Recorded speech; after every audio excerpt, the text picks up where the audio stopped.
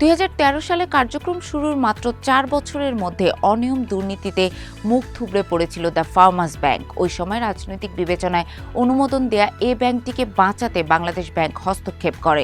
পরিচালনা পর্ষদ পুনর্গঠন, নাম পরিবর্তন, মূলধন যোগান দেয়া থেকে শুরু করে নজিরবিহীন সব নীতি সহায়তা দিয়ে ব্যাংকটিকে বাঁচিয়ে রাখার সব ধরনের চেষ্টা করা হয়, কিন্তু কোনো উদ্যোগই সাফল্যের মুখ দেখেনি। দ্য ফার্মার্স ব্যাংকের নাম পরিবর্তন করে ২০১৯ সালের ২৯ জানুয়ারি রাখা হয় পদ্মা ব্যাংক। বিকাশ পেমেন্টে ১০,০০০ টাকার বেশি অফার।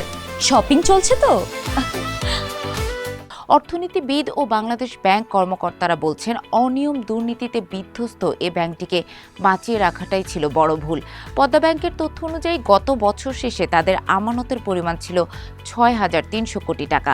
একই সময় ব্যাংকটির ঋণ স্থিতি ৫,৬৫০ কোটি টাকা ছিল। বিতরণকৃত এই ঋণের মধ্যে ৫,২০০ কোটি টাকায় ওঠে খেলাপির খাতায়। সেই হিসেবে ব্যাংকটির খেলাপি ঋণের হার ৯৩%। গত এক দশক ধরে ধারাবাহিক লোকসান গুনছে পদ্মা ব্যাংক। গত বছর শেষে পুঞ্জীভূত এ লোকসানের পরিমাণ দাঁড়িয়েছে ৬,০৯৯ কোটি টাকায়। একই সময় ব্যাংকটি ৪,৯৬৫ কোটি টাকার মূলধন ঘাটতিতেও ছিল। আওয়ামী লীগ নেতা ও ব্যবসায়ীদের উদ্যোগে গড়ে ওঠা পদ্মা ব্যাংককে টেনে তুলতে ২০১৯ সালে রাষ্ট্রায়ত্ত সোনালী জনতা অগ্রণী ও রূপালী ব্যাংক এবং ইনভেস্টমেন্ট কর্পোরেশন অব বাংলাদেশ থেকে ৭১৫ কোটি টাকার মূলধন যোগান দেওয়া হয়েছিল। এর বাইরে ব্যাংকটিতে রাষ্ট্রায়ত্ত প্রধান ৪ ব্যাংকের মেয়াদি আমানত রয়েছে ৮৫০ কোটি টাকা। কলমানি হিসেবে বিনিয়োগ রয়েছে আরও ৫০ কোটি টাকা। ক্ষমতাচ্যুত প্রধানমন্ত্রী শেখ হাসিনার নির্দেশে করা বিপুল এ বিনিয়োগ থেকে গত ৭ বছরে ১ টাকাও মুনাফা পায়নি ব্যাংকগুলো। এর পাশাপাশি পদ্মা ব্যাংকে আরও প্রায় ২,৫০০ কোটি টাকার আমানত জমা রয়েছে সরকারি প্রতিষ্ঠানগুলোর। আমানতের এ টাকাও ফেরত দিতে পারছে না ব্যাংকটি। ব্যাংকের লাইসেন্স পাওয়ার আগে ২০১৩ সালে ফার্মার্স ব্যাংকে কর্মী নিয়োগ শুরু করেছিলেন সাবেক স্বরাষ্ট্রমন্ত্রী মহিউদ্দিন খান আলমগীর। ঘুষের বিনিময়ে সে সময় কর্মী নিয়োগ দেওয়া হয়েছিল বলে বাংলাদেশ ব্যাংকের তদন্তে উঠে এসেছিল। সে কর্মীদের অনেকে এখনও পদ্মা ব্যাংকে কাজ করছে।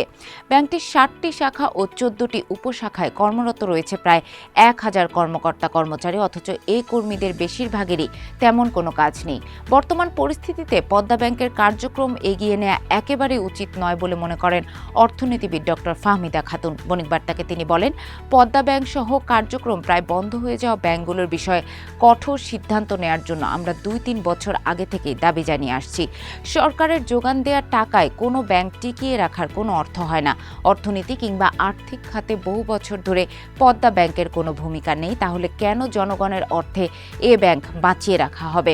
সময় হয়েছে পদ্মা ব্যাংক সহ অনিয়ম দুর্নীতিতে নিমজ্জিত ব্যাংকগুলোর বিষয়ে কঠোর সিদ্ধান্ত নেয়ার।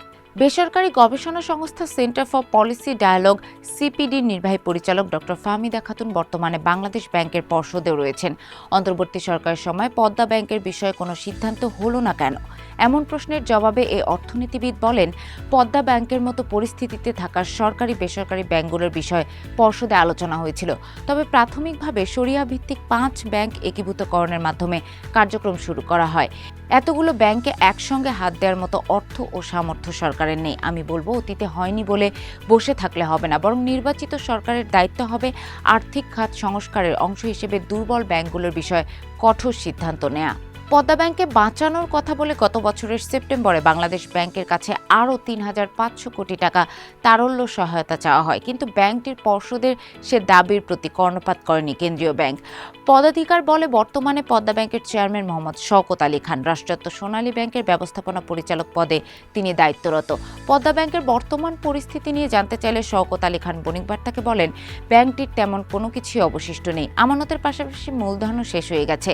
পদ্মা ব্যাংকের পুঞ্জীভূত লোকসান দায় ও সম্পদের চেয়েও বেশি হয়ে গেছে।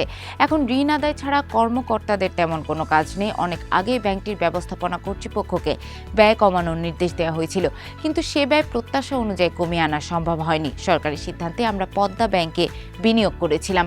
এখন বাংলাদেশ ব্যাংক ও সরকারকে এ ব্যাংকের ভবিষ্যৎ নিয়ে ভাবতে হবে। পদ্মা ব্যাংককে অবলুপ্ত করা ছাড়া তেমন কোনো বিকল্প নেই বলে মনে করেন বাংলাদেশ ব্যাংকও। নিয়ন্ত্রক সংস্থাটির নির্বাহী পরিচালক ও মুখপাত্র আরিফ হোসেন খান বণিক বার্তাকে বলেন, বর্তমান পরিস্থিতিতে পদ্মা ব্যাংকে কেউ নিতে চাইবে না। ব্যাংকটির খেলাপি ঋণ, লোকসান ও মূলধন ঘাটতি অনেক বেশি। আর খেলাপি হওয়া ঋণের বড় অংশ বেনামি বিভিন্ন কোম্পানির মাধ্যমে নেওয়া হয়েছে।